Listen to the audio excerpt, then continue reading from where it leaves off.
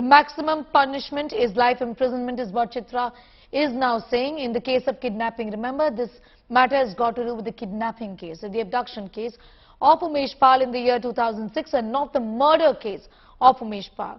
Umesh Pal was kidnapped, the court says, has in fact pronounced that verdict a few moments ago, by Atiq Ahmed. And there were other 10 accused also in this entire matter. Was murdered last month. Allegedly, Atiq Ahmed and his brother Ashraf are behind this conspiracy too. But this case has got to do with the events from the year 2006 when Umesh Pal was allegedly kidnapped.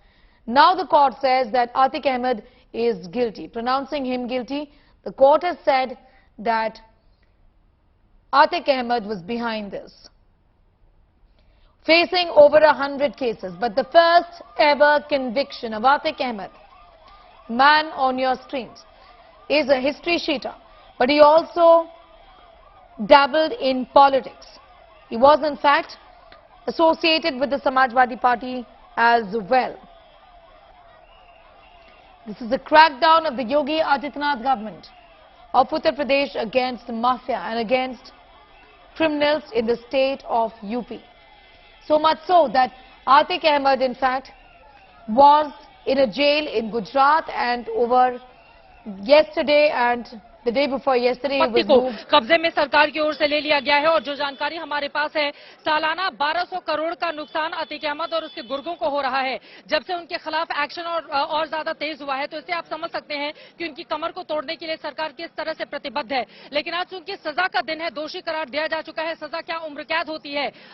Maximum जो सजा है इसमें वही मिलनी चाहिए। परिवार की ओर से, यहाँ के जो लोग हैं उनकी ओर से बार बार ये बातें कही जा रही है। एक बार फिर से जरा हम तस्वीरें दिखाएंगे, पीछे थोड़ा सी जगह दीजिए, पीछे की तस्वीरें आप तक पहुंचाएंगे। इसी कोर्ट के भीतर आपको बताते चले, एमपी एमएलए ये कोर्ट है।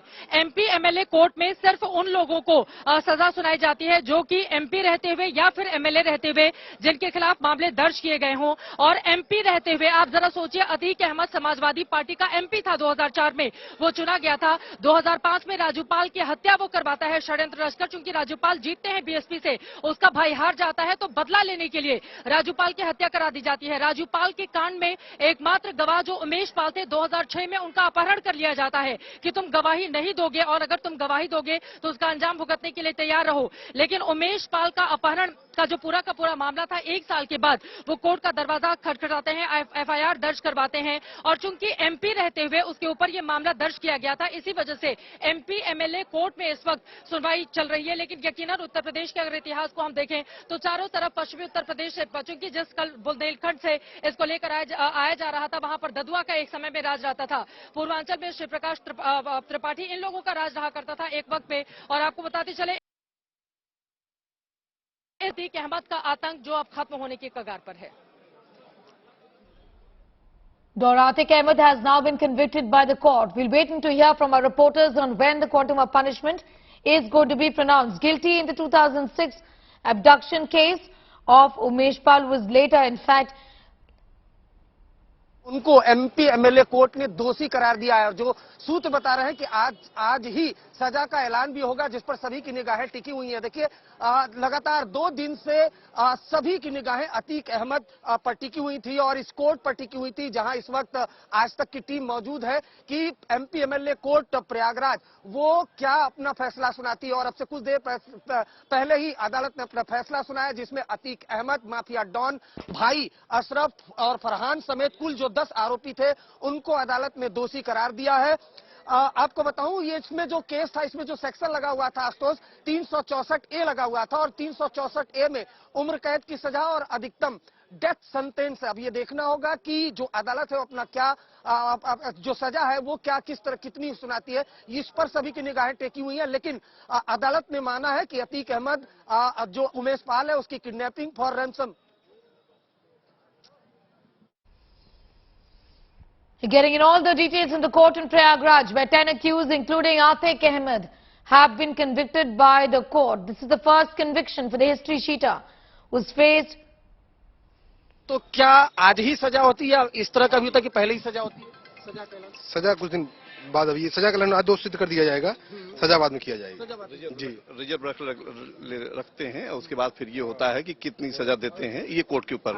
आप लोग लोकल है यहाँ के, ये बताइए कि अतीक अहमद को दोषी करार दिया गया है, क्या प्रयागराज की जनता का क्या रिएक्शन? आप क्या खुश हैं या किस फैसले को कैसे देखते हैं? वो तो अभी कोर्ट निर्णय देगा, क्या करना है क्या। आपका क्या रिएक्शन होगा? हम उसमें क्या कहें अभी।